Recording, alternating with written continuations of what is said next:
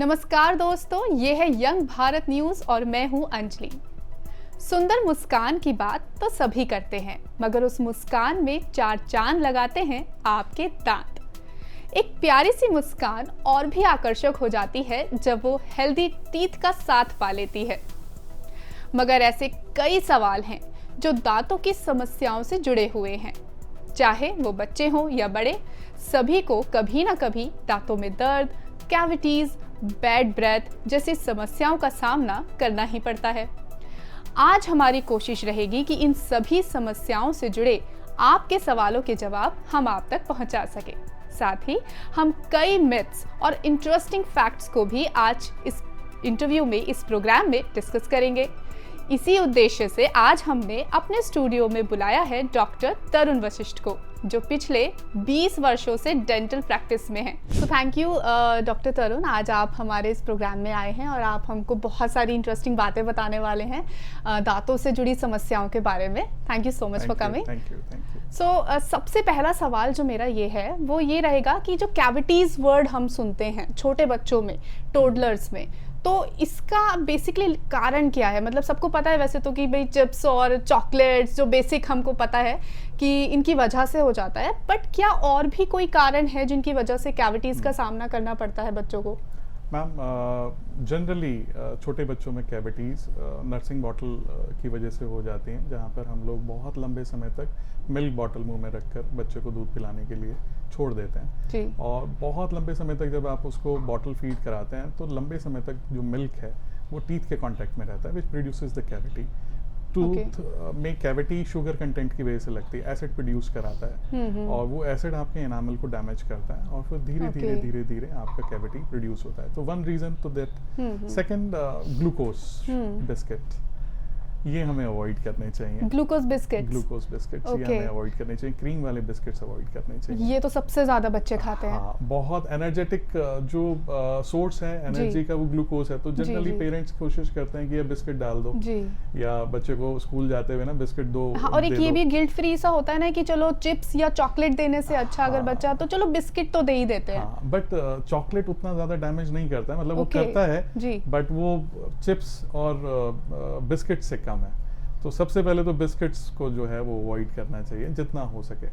तो कोशिश यही करनी चाहिए। पर बिस्किट कैसे, मतलब देखिए बिस्किट कैसे कैविटीज का इतना, वो जो शुगर है उसके अंदर उसकी वजह से या फिर दांतों में चिपकता है, क्या मतलब रीजन क्या है? रीजन ये है कि जो बैक्टीरिया है जो हमारे सलाइवा में होता है, और जब हम कोई भी चीज खाते हैं तो हमारा जो सलाइवा है वो एसिडिक हो जाता है जी, और वो एसिडिक कंटेंट जो है वो लंबे समय तक हमारे टीथ पे कंटेंट में रहता है। आप जब भी ग्लूकोज या शुगर कंटेंट आप कंज्यूम करते हैं और वो चिपका हुआ है आपके टीथ के ऊपर, तो वो लोकलाइज्ड बैक्टीरियल कॉलोनीज प्रोड्यूस करता है, व्हिच इनिशिएट्स द पीएच, और वो पीएच आपके एनामल में कैविटी प्रोड्यूस करना शुरू करता है। इरोजन बेसिकली होता है। इरोजन मतलब कि आपने एक स्मूथ सरफेस को रफ कर दिया। तो जितना वो इरोड करेगा उतना ज्यादा फूड और चिपकेगा और वो कैविटी को डीपन करेगा। और स्पेशली बच्चे जब जाते हैं स्कूल वगैरह तो तब उनको हम लोग बिस्किट्स या जैसे कुछ भी दे देते हैं, तो वो पूरे दिन फिर उनके मुंह में रहता है और चिपका रहता है। और पूरा आप जाते ही ना बच्चे, मैम क्या करते हैं कि they went to the school and they attend the classes, so there is no rinsing. बिल्कुल, डेफिनेटली। हाँ, बहुत लंबे समय तक उनका लंच ब्रेक नहीं हो रहा है, सो वो लंबे समय तक जो है वो टीथ के कांटेक्ट में रहता है, and that is a main reason for the cavity to produce. Okay, so कुछ और भी कारण है कैविटीज के इनके अलावा? बहुत सारे रीजंस हैं। इम्प्रॉपर ब्रशिंग, जनरली क्या होता है कि हम बहुत रशी एटमॉस्फेयर में है, पेरेंट्स भी वर्किंग है, मदर भी वर्किंग है, तो इनिशियली ब्रशिंग का थोड़ा सा फैक्टर रहता ही है कि हम ब्रश प्रॉपरली नहीं कराना चाहते या हो नहीं पाता उस मोमेंट पे, और बच्चे 7-6 बजे के आसपास घर छोड़ देते हैं मॉर्निंग में और बहुत जल्दी जल्दी रशी होते हैं। तो मेरे ख्याल से night brushing is more important. We have to give more emphasis on the night brushing rather than the morning, because right में जो भी आप खा रहे हैं वो बहुत लंबे समय तक आपके दांतों के ऊपर है और वो बैक्टीरिया, बैड बैक्टीरिया प्रोड्यूस करेगा ही करेगा। सो वो आप प्लीज सभी बच्चों को मेरी रिक्वेस्ट है कि नाइट ब्रशिंग जरूर करें ताकि वो लंबे समय तक अपने दांत को प्रोटेक्टेड रखें। बिल्कुल सही कहा आपने। एक ब्रशिंग से रिलेटेड एक क्वेश्चन मेरे माइंड में आ रहा है कि जैसे बच्चे, जैसे आपने बताया, बड़ा मुश्किल होता है बच्चों को ना एक जगह खड़ा करके कि अच्छे से वो लोग ब्रश कर ले, क्योंकि काफ़ी अर्ली जो ईयर्स होते हैं जब उन्हें वो ब्रश पकड़ना सीखते हैं, उनको पता ही नहीं होता कि ब्रश कैसे करना है। वो टाइम बहुत स्ट्रगलिंग पीरियड हो जाता है पेरेंट्स के लिए। तो खाना भी ठीक नहीं है, चॉकलेट्स, चिप्स वगैरह, ग्लूकोज बिस्किट जैसे आपने बताया, या मिल्क जो भी हम पीते हैं बॉटल से, तो वो सब तो चल ही रहा है, बट ब्रशिंग ठीक से हो ही नहीं रही है। तो ऐसा क्या करें पेरेंट्स लोग कि वो ब्रशिंग को ठीक कर सके, या कैसे ब्रशिंग कराई जाए?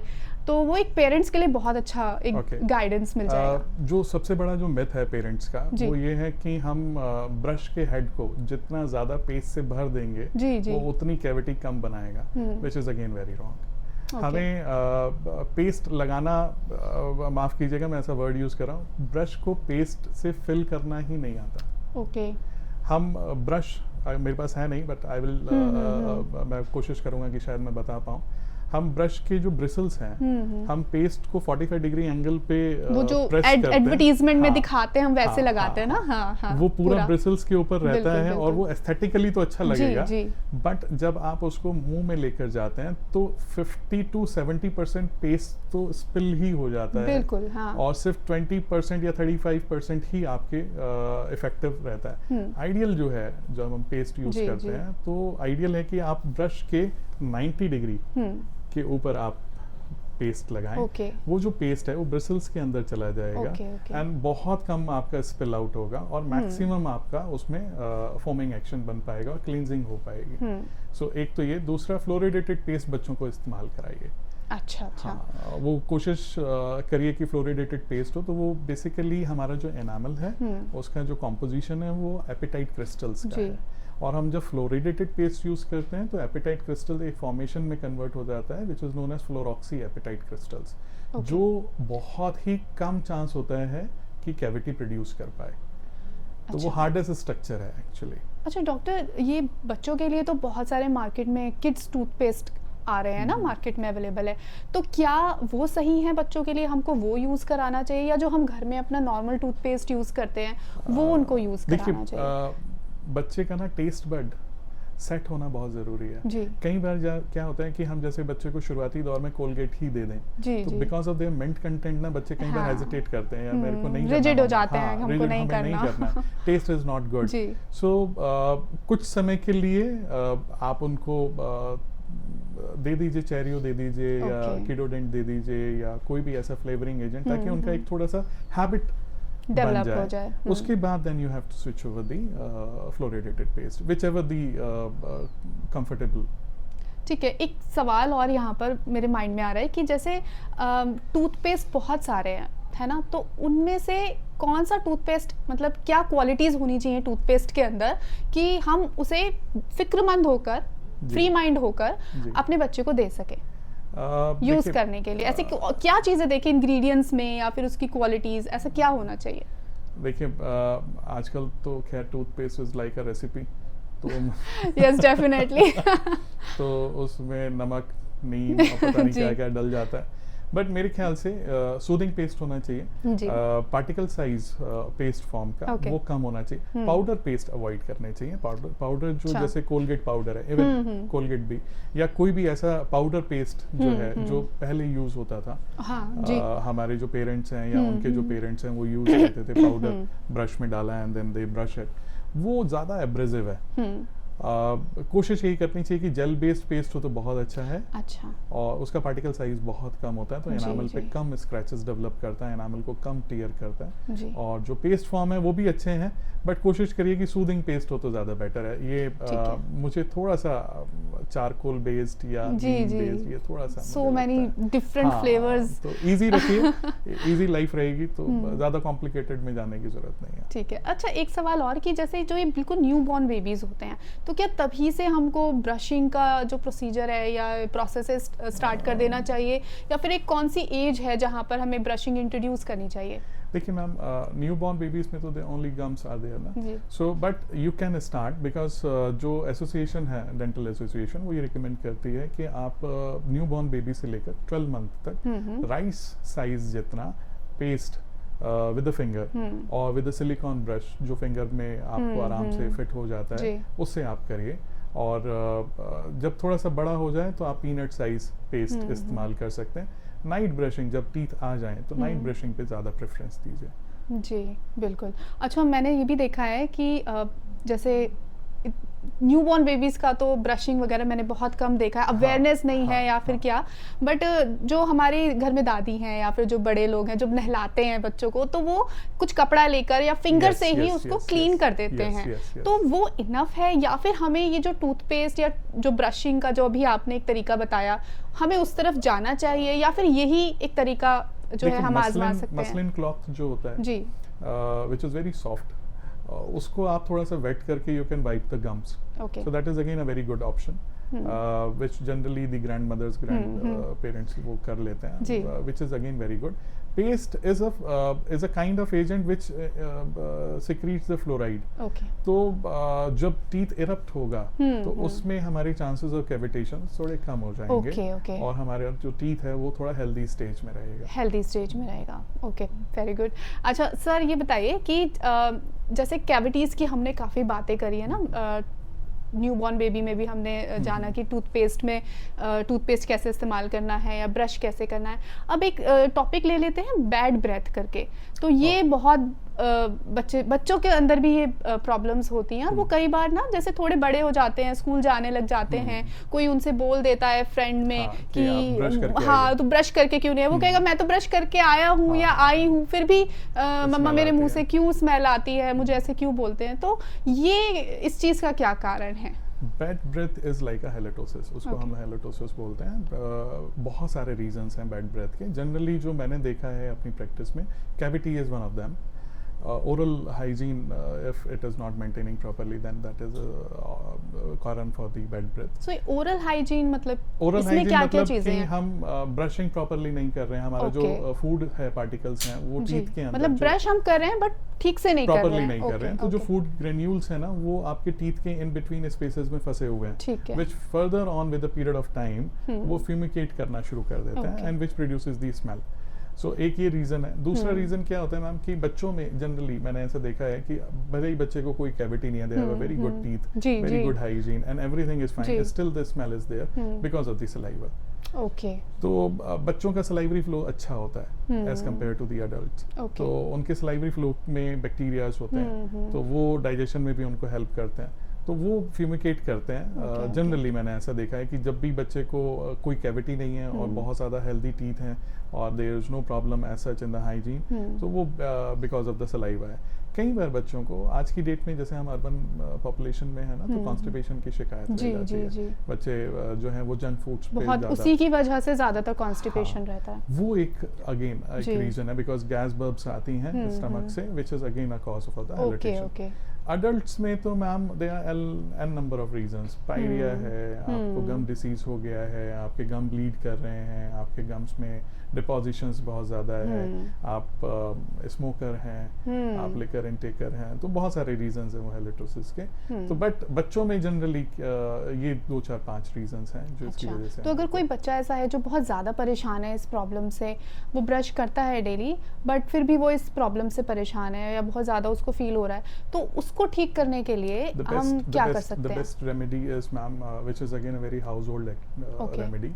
मैं हर बच्चे को ये बोलता हूँ कि आप एवरी आवरली 1 सिप पानी लीजिए, उसको मुंह में स्विच करिए and just gulp it inside, don't throw it out. Okay. So what it does is ma'am कि जो भी सलाइवरी फ्लो हुआ है मुंह के अंदर, जिसकी वजह से आपको फ्यूमिकेशंस आ रही हैं, हेलिटोसिस आ रहा है, वो आपका फ्लश हो गया और आपने वो गल्प कर लिया, तो आपकी गट हेल्थ भी अच्छी होगी, क्योंकि जो आपका मुंह का बैक्टीरिया था वो आपके गट में चला गया, तो डाइजेशन अच्छा हो जाएगा, प्लस आपको स्मेल नहीं आएगा. और सर ये जो माउथ वॉश वगैरह यूज करते हैं, उनको इनकी जगह यूज कर सकते हैं या बच्चों के लिए वो ठीक नहीं है? क्या आपका ओपिनियन है इस बारे में? देखिए ये बहुत अच्छा क्वेश्चन है. बहुत सारे लोग मेरे से पूछते हैं और मेरा हमेशा ये जवाब होता है कि I don't use it, I don't tell to use them. Okay. So but we need to know, is there any specific reason for that? मुझे ऐसा लगता है मैम कि जैसे हम फ्लोर मॉपिंग करते हैं and we put the phenyl or some detergent or some antibacterial liquid in it, ताकि हमारा फ्लोर जो है वो एंटीबैक्टीरियल हो जाए. हमारा मुंह फ्लोर नहीं है, तो उसमें ना बैक्टीरियाज चाहिए. वो डाइजेशन के लिए बहुत ज़रूरी है। हमें किसी भी माउथ वॉश, मैं अगेंस्ट नहीं हूँ, बिकॉज कंपनीज हैं which producers a lot of money और वो मार्केटिंग करती हैं इन सब चीज़ों को, बट मुझे ऐसा लगता है कि वाटर, ड्रिंकिंग वाटर बेस्ट है, इससे ज़्यादा की जरूरत नहीं। Great, this is wonderful information which is need to everybody know. और इसके अलावा ना, चलिए अब बात करते हैं, ये जो मिल्क टूथ होता है, अब जो दूध के दांत हम लोग कहते हैं, तो ये जब टूटते हैं बच्चों के तो कई बार क्या होता है कि दांत काफी लेट आते हैं, जैसे अगर आज दांत टूट गए तो हो गया 2 या 3 महीने बाद तक भी वो जो है नहीं आते, कुछ आ जाते हैं, कुछ नहीं आते, तो पेरेंट्स काफी ना डर जाते हैं, वरीड हो जाते हैं कि ऐसा क्यों हो रहा है। कई बार डेंटिस्ट के पास भी जाते हैं, आपके पास भी जाते हैं बच्चों को लेकर कि कहीं हमारे बच्चे में कोई प्रॉब्लम तो नहीं है या फिर इसको कोई दिक्कत तो नहीं है, तो उनके लिए आप क्या कहना चाहते हैं? देखिए, एक्सफोलिएशन पैटर्न और इरप्शन पैटर्न हर बच्चे का अलग होता है ना। आज की डेट में लिटरेचर ये कहती है कि 6 इयर्स 5.5 इयर्स से आपका इरप्शन पैटर्न शुरू हो जाता है, लिटरेचर ये कहती है। बट मैंने अपनी प्रैक्टिस में देखा है किसी का लेट भी होता है। लेट इरप्शन होगा, लेट एक्सफोलिएशन होगा तो लेट इरप्शन भी आएगा। कई बार ये भी देखा गया है मैम कि एक्सफोलिएशन ही नहीं होता है and the permanent teeth start erupting from the back side of the tooth. Okay, yes, और वहां पर फिर ना ये भी टेंशन हो जाता है कि अलाइनमेंट में दिक्कत तो नहीं हो जाएगी आगे जाकर, या होती है? होती है, बिकॉज़ आपका जो इरप्शन है, जो हमारा मिल्क टूथ है, why it is important to have in a mouth कि एक तो ना छोटे बच्चे की स्पीच 3-4 फंक्शंस होते हैं। बहुत सारे लोगों का क्वेश्चन होता है, यार आपके दांत में कैविटी लगी है, मिल्क टूथ ही तो है sir, why don't we just extract that? हाँ, ये बहुत लोग मानते हैं इस चीज को कि हम इसको क्यों बचाना चाहते हैं, हम इसको एक्सट्रैक्ट कर देते हैं। और ब्रश भी कई लोग ना इसीलिए सीरियसली नहीं लेते कि मिल्क टूथ है, इनको क्या ब्रश, क्योंकि टूटने ही है ये, तो जब नए आएंगे तब हम अच्छे से कर लेंगे। हाँ, अब मेरा सिंपल सा उनको एक लॉजिकली आंसर ये होता है कि हम शुरुआती दौर में ABCD या क ख ग घ पढ़ते हैं, हम एकदम से सेंटेंस फॉर्मेशन नहीं पढ़ पाते। जी बिल्कुल, it takes a time, because हमारी अंडरस्टैंडिंग उतनी होती ही नहीं है। ऐसे ही जो मिल्क टूथ है उसके बाद परमानेंट जरूर आएगा, बट उसकी पोजीशनिंग, उसकी डिटर्मिनेशन, उसका कहाँ पर एंगुलेशन आएगा, उसके लिए मिल्क टूथ बहुत जरूरी है।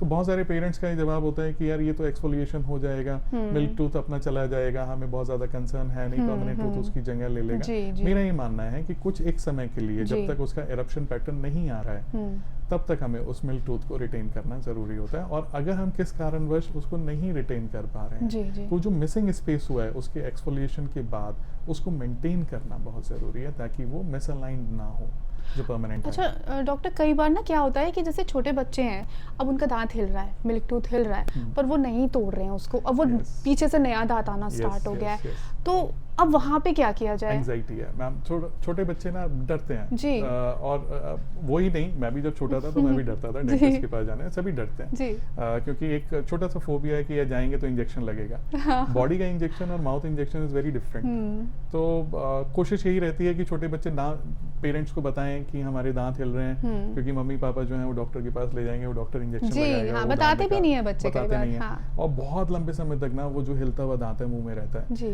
इरप्शन परमानेंट टीथ रुकता नहीं है। हाँ। अगर उसको आना है तो वो अपनी डायरेक्शन या तो चेंज करेगा, या फिर वो उस दांत को जो ऊपर है, जो प्राइमरी टूथ है, उसको पुश करेगा, उसको निकालने की कोशिश करेगा। अगर वो अटका हुआ है, मेरी रिक्वेस्ट होती है हर पेरेंट से कि उसको प्लीज निकाल दीजिए as soon as possible, because वो आपके अलाइनमेंट को हैम्पर करेगा लेटर ऑन। फिर हमें ब्रेसेस वगैरह के लिए या अलाइनर्स के लिए जाना पड़ेगा। तो it's better to just take that tooth which is shaking और which is hanging in the gum as soon as possible. Okay, क्योंकि कई बार ना ऐसा भी मैंने सुना है कि जैसे अगर ऐसा कुछ हो रहा है तो बड़े लोग कह देते हैं, जैसे घर में हमारे पुराने बुजुर्ग हैं, नहीं ये सब हो जाता है, ये सब ठीक हो जाएगा, अपने आप ठीक हो जाएंगे कुछ समय के बाद। तो बट देखिए पुराने समय में ना मैम जो फूड हैबिट्स थी ना वो बहुत डिफरेंट थी, और आज की फूड हैबिट्स बहुत डिफरेंट है। पुराने समय में ना कोर्स फूड जनरली लोग कंज्यूम करते थे, अब हम रिफाइंड शुगर्स कंज्यूम करते हैं, और हमारा जो पैटर्न है खाने का वो बहुत डिफरेंट हो गया है। तो उस पर उतना जोर ही नहीं लगता कि वो अपना एक एक्सफोलिएट हो जाए। जनरली पहले क्या होता था कि कोई दांत हिल रहा है, पेरेंट ने कोई गवावा दे दिया या एप्पल दे दिया, आप बाइट करिए एंड इट जस्ट यही होता था। स्टक इन द पहले यही होता था। अब कोई नहीं देता है जी।